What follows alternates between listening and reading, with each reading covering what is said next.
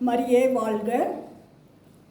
இன்னைக்கு கத்தோலிக்க மக்களாகிய நாம் அனைவரும் உத்தரயம் தெரியும் இல்லையா? உத்தரயம்னா இதுதான், சரியா? இதை பாருங்கள். ஒரு பக்கம் மாதா இருப்பாங்க. அந்த சைமன் ஸ்டோக், அதாவது கார்மேல் சபையின் தலைவர், அவர் கார்மேல் மலையில் ஜபம் பண்ணிட்டு இருந்தார். அவருக்கு நிறைய ப்ராப்ளம், நிறைய பிரச்சனைகள். அவரை சுற்றிலும் ஒரு சபையை மெயின்டைன் பண்ணணும் எவ்வளோ கஷ்டம் இல்லையா? அப்படி பண்ணிகிட்டு இருக்கும்போது கவலைப்பட்டு ஜபிக்கிறாரு அம்மாக்கிட்ட, நம்பிக்கையோடு ஜபிக்கிறாரு. அம்மாக்கிட்ட தான் உரிமையோடு கேட்க முடியும்ன்ட்டு தன்னுடைய பிரச்சனையெல்லாம் சொல்லி ஜபிக்கிறாரு. அப்போது அந்த கார்மேல் மலையில் அன்று 1251 வருடம் ஜூலை 16ஆம் தேதி அம்மா என்ன பண்ணுறாங்க? காட்சி கொடுத்து பேசுகிறாங்க அவர்கிட்ட. என்ன சொன்னாங்க? இந்த உத்தரயத்தை கொடுக்குறாங்க. கார்மேல் மாதா கார்மேல் மலையில் காட்சி கொடுத்து இந்த கார்மேல் உத்திரத்தை அம்மா கொடுத்து அவர்கிட்ட, இதை கழுத்தில் போட்டுக்க, உனக்கு என்னோட பாதுகாப்பு இருக்கும், உனக்கு அனைத்தில் நான் பாதுகாப்பாக இருப்பேன். முக்கியமாக இதை யார் யார் கழுத்தில் போட்டுட்டு தங்களுடைய வாழ்நாட்களில் ஃபுல்லாக போட்டுக்கிட்டு இருக்கிறாங்களோ அவங்க அனைவரும் நரகத்திற்கு போக மாட்டார்கள் அப்படின்னு ஒரு வாக்குறுதி கொடுக்குறாங்க. புரிஞ்சுதா? அதனால் யோசித்து பாருங்கள். நீங்களாம் இப்போது உங்களுக்கெல்லாம் எவ்வளோ வயது ஆகுதுன்னு பார்த்துக்குங்க. நீங்களாம் போட்டிருக்கீங்களான்னு யோசிங்க. ஏன்னா பெரியவங்களாக நீங்களே நிறைய பேர் போடாத இருக்கிறீங்க. அப்புறம் உங்கள் குழந்தைகளையும் உங்கள் பேர பிள்ளைகளையும் நம்மளால் கேள்வி கேட்க முடியுமா? புரியுதா? அதனால் முதலாவதாக மாதாவுக்கு கீழ்ப்படிவோம். இப்போது வெளியில் போனாலே செருப்பு போட்டுட்டு போகிறோம். செருப்பு போடாத யாருன்னா போகிறீங்களா? கிடையாது. ஏன்னா காலில் கல் முள் குத்தாமல் இருக்கிறதுக்கு உங்கள் பாதத்தை பாதுகாக்கிறீங்க, சரியா? அது மாதிரி மழை இல்லைன்னா வெயில், உடனே என்ன பண்ணுறீங்க? கொடையை கொண்டு போகிறீங்க. நனைஞ்சிடக்கூடாது, நம்ம மேலே வெயில் படக்கூடாது. வெயில் பட்டால் நம்ம உடம்பு சோர்வாயிடும், மனசு சோர்வாயிடும், உடம்பு சரியில்லாத போயிடும்னால அந்த வெயிலும் படக்கூடாது, மழையும் படக்கூடாதுன்ட்டு கொடை கொண்டு போகிறீங்க. உங்களுடைய சரீரத்தை அந்த அளவுக்கு பாதுகாக்கிறீங்க, சந்தோஷம். ஆனால் ஒரு நாள் அந்த சரீரம் எங்கே போக போகுது? மண்ணுக்கடியில்.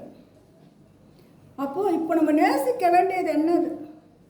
நம்மளுடைய ஆத்மா, நம்முடைய பிள்ளைகள், பேர பிள்ளைகள், நம்மளுடைய உற்றார்கள், உறவினர்கள், நண்பர்கள் அனைவருடைய ஆத்மாவை நேசிக்க வேண்டிய காலகட்டத்தில் நம்ம இருக்கிறோம்.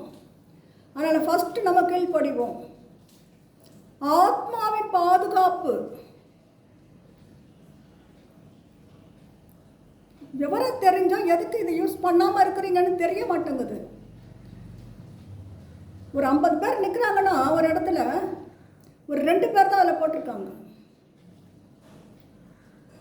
அந்த அளவுக்கு உத்திரத்தின் மீது விசுவாச குறைவோடு கத்தோலிக்க மக்கள் இருக்கிறது ரொம்ப மனசுக்கு வேதனையான காரியம். அது எப்படி போடணும்? இது நம்மளுடைய முன்பக்கம் வரணும். மாதம்மா இருக்கிறாங்க பாருங்கள், அது நமக்கு பின்பக்கம் வரணும். அப்போ மாதம்மா நம்மளை அரவணைத்து பாதுகாப்பாங்க. புரிஞ்சுதா? அதனால் ஆத்மத்தை பாதுகாக்க வேண்டும். ஒரு கேண்டில் எரியுது, அதை எடுத்து கையில் ஊற்றுப்பீங்களா? இல்லைன்னா நீங்கள் உங்கள் மகள், உங்கள் பேத்தி, பேரன், இன்னும் ஒரு பூனைக்குட்டி, ஒரு நாய்க்குட்டி, அது மேலே நான் ஒரு மெழுகுவத்தி நல்லா கொளுத்தி அப்படி ஊற்றுறேன். நீங்கள் எப்படி துடிப்பீங்க? ஐயோ, எங்கள் நாய்க்குட்டி, எங்கள் பூனைக்குட்டி, என்னம்மா இப்படி பண்ணிட்ட கேட்க மாட்டீங்களா? அப்போ அதையே தாழ மாட்டேங்கிறீங்களே. நரகம் என்பது நெருப்பின் கடல்.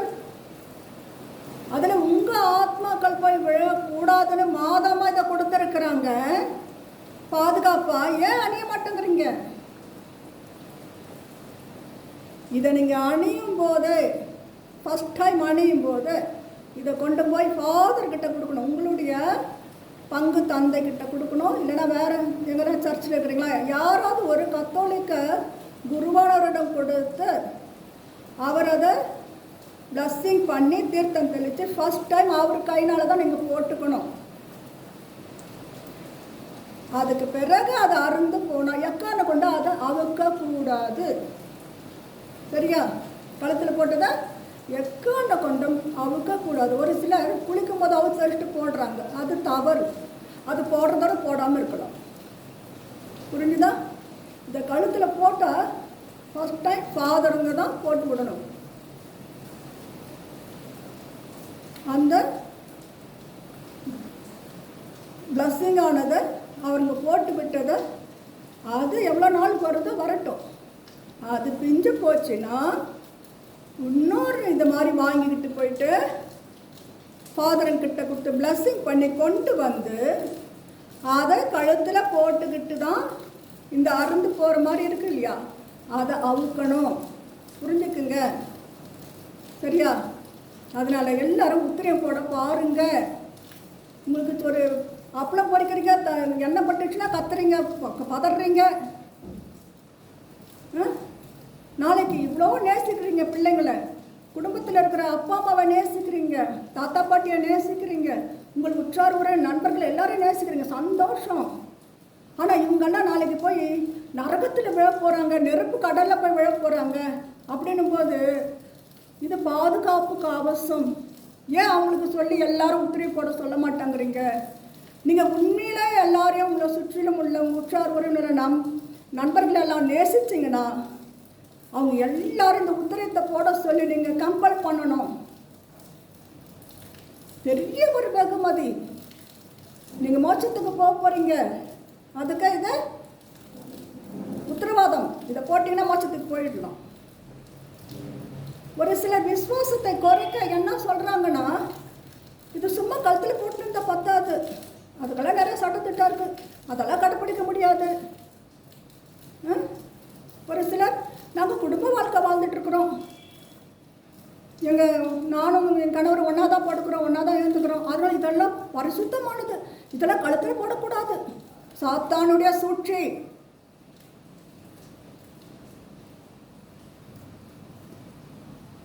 தயவுசெய்து மாதாவுக்கு செவி சாயுங்கள். கழுத்தில் எல்லாரும் ஜபமாலை போட்டுருங்க. கத்தோலிக்க மக்கள் எல்லாரும் ஒரு சின்ன ஜபமாலை போடுங்க கழுத்தில்.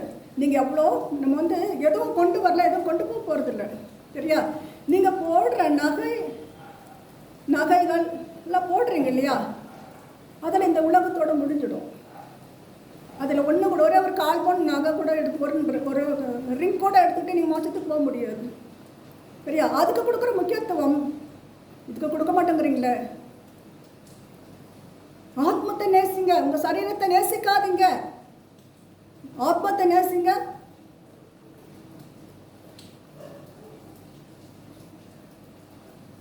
ஜபமாலை போடுங்க. இந்த உத்திரத்தை போட்டால் நீங்கள் நரகத்துக்கு போக மாட்டீங்கன்னா அம்மா வாக்குறுதி கொடுத்துருக்குறாங்க.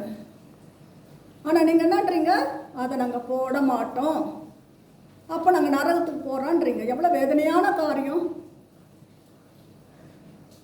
யோசித்து பாருங்கள். அட்டை மழை பெய்யுது, கொடை எடுக்காமல் போங்க. ஏன் உடனே ஒரு கொடை பிஞ்சு போன கொடை இருந்தால் கூட அதை எடுத்துகிட்டு போகிறீங்க. நல்ல வெயில், செருப்போடாமல் போங்கல. செருப்பு பிஞ்சிருந்தாலும் அதில் ஒரு பின் பண்ணி செருப்பு போட்டுன்னு போகிறீங்க இல்லையா? சரீரத்தை பாதுகாக்கிறீங்களே, ஆத்மத்தை பாதுகாருங்க. அது மாதிரி ஜபமாலை நீங்கள் ஒரு நாளைக்கு போடுறதுக்கு 100 நாள் பலன். அப்படி உங்கள் லைஃப்பில், உங்களுடைய வாழ்க்கையில் எத்தனை வயது வரைக்கும் நீங்கள் போட்டிருக்கீங்களோ, நீங்கள் இறந்த பிறகு உங்கள் ஆத்மாவை உங்கள் சரீரத்தை அடக்கம் பண்ணிடுவாங்க. உங்கள் ஆத்மாவை உங்களுக்கு இப்போ பாதுகாவலாக இருக்கிற காவல் தூதரும் உங்களுக்கு அனைத்திலுமே எதிராக செயல்படுகிற உங்கள் அருகில் உள்ள சாத்தானும் எடுத்துக்கொண்டு போவாங்க. உங்களுக்கு கெட்டத்தை சொல்லிக் கொடுக்குறதும் சாத்தான் தான். என்ன, நாளைக்கு முன்னாடி உங்கள் ஆத்மாவை கூட்டிட்டு ஆண்டவர் முன்னால் ஓட போகிறதும் சாத்தான் தான். ஏன்னா அதுக்கு உங்கள் ஆத்மா தேவை நரகத்துக்கு இழுத்துட்டு போகிறதுக்கு. இன்றைக்கி அது சொல்கிறதெல்லாம் கேட்குறீங்க. என்ன, கருப்பு கயிறு கட்ட சொன்னால் கட்டிக்கிறீங்க, திருஷ்டி போயிடுதான். வீட்டுக்கு முன்னால் தேங்காவாக கட்டுறாங்க, அப்புறம் அது என்னென்னத்தை கட்டுறாங்க, எலுமிச்சை மரத்தை கட்டுறாங்க, கத்தாழையை கட்டுறாங்க. அதில் இருக்கிற விசுவாசம், மனுஷர்கள் சொல்கிறதெல்லாம் விசுவாசிக்கிறீங்க. மாதா சொல்லியிருக்கிறாங்க, உத்திரத்தை போடுங்க, நரகத்துக்கு போக மாட்டீங்க. என்னோட பாதுகாப்பு, ஆதாமாவுடைய பாதுகாப்பு உங்களுக்கு இருக்கும்னு சொல்லி வாக்குறுதி கொடுத்துருக்குறாங்க. ஏன் போட மாட்டேங்கிறீங்க? மாதாமுடைய வார்த்தையை ஏன் மதிப்பு கொடுக்க மாட்டேங்கிறீங்க? இது போகிறதுனால அசிங்கம் நினைக்காதீங்க. மனிதர்களுடைய கண்ணுக்கு எது எது அழகாக இருக்குதோ அது அனைத்தும் கடவுளுடைய கண்ணுக்கும் புனிதர்களுடைய கண்ணுக்கும் அருவருப்பானது. மனிதர்களுடைய கண்ணுக்கு எது எது அருவருப்பானதோ அது அனைத்தும் கடவுளுடைய கண்ணுக்கும் புனிதர்களுடைய கண்ணுக்கும் அழகானது, அருமணியானது. ஞாபகத்தில் வச்சுக்கோங்க. அது மாதிரி இந்த ஜபமாலை போட்டிருக்கும்போது இந்த உங்களுக்கு மறித்து போன ஆத்மத்தை கொண்டு போய் ஆண்டவர் முன்னில் வைத்து தீர்வை நடக்கும். அப்போது நீங்கள் செய்த நன்மை தீமையை அப்படி பார்க்கும்போது உங்களுக்கு கொஞ்சம் மேலே போச்சுன்னா உங்களுடைய ஆத்மத்தை உத்திரிக ஸ்தலம், அதாவது நெருப்பு கடல், அதுக்கு அனுப்புவாங்க. தண்டனை தீர்ப்பு உண்டு. 10 வருஷம் 20 வருஷம் 30 வருஷம்னு கொடுப்பாங்க.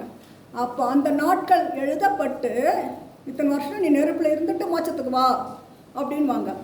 அப்படி எழுதும்போது உங்கள் வாழ்நாட்களில் ஒரு நாளைக்கு 100 நாள் பலன் ஜபமாலை போட்டிருந்ததுனால அப்போ அதை கவுண்டிங் பண்ணுவாங்க. இத்தனை வருஷத்துக்கு, ஒரு வருஷத்துக்கு 365 நாள், 100 எவ்வளோ ஆச்சு, அப்போ இத்தனை வயசு வரைக்கும் வாழ்ந்துருக்காங்க, அப்போ எத்தனை நாள் ஆச்சு, அந்த கணக்கை பார்த்து 30 வருஷம் போட்டால் அதில் இதை கழிப்பாங்க. புரிஞ்சுக்குங்க. கழிச்சுக்கிட்ட இப்போ உங்களுக்கு 30 வருஷம் இருக்க சொல்கிறாங்க.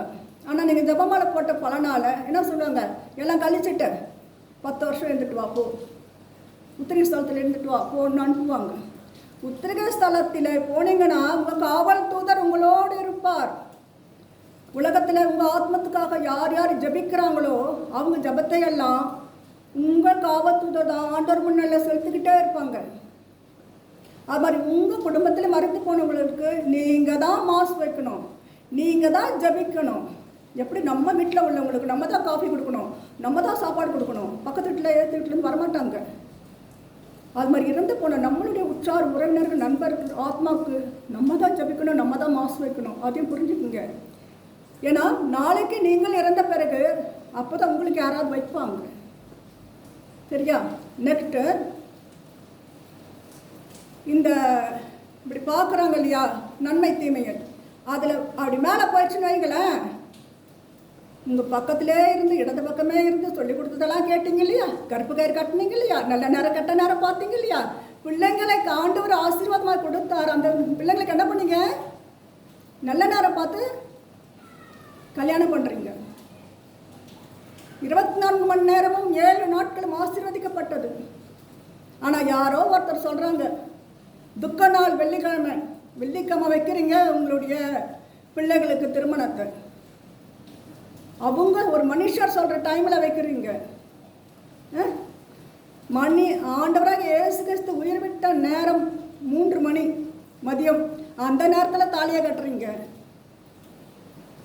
அப்போது இதெல்லாம் இந்த இட பக்கம் சொன்னதை கேட்டுகிட்டே தலையை சாய்ச்சிட்டே இருந்தீங்களா, இப்போ உங்களை நரகத்துக்கு போ அப்படின்னு ஆண்டவர் அனுப்புகிறார்.